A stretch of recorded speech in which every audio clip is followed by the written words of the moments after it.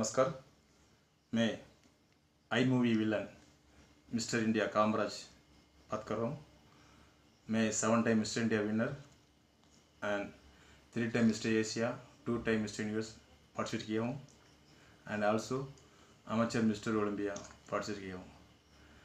मैं IBBFF का president doctor Sanjay Maurya sir को बहुत बहुत धन्यवाद देता हूँ।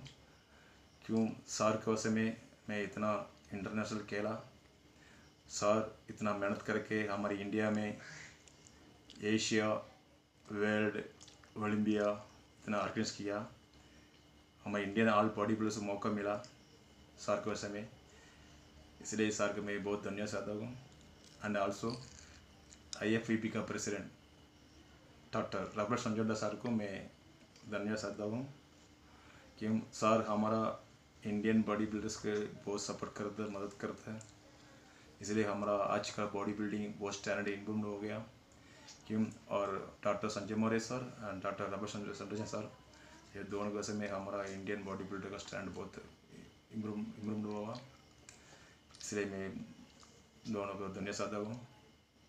और इंडिया में आदरणीय स्पोर्ट्स मिनिस्टर सर को हम अभिनंदन करते हैं कि भारत में Indian body building and fitness federation it's means IBBFF को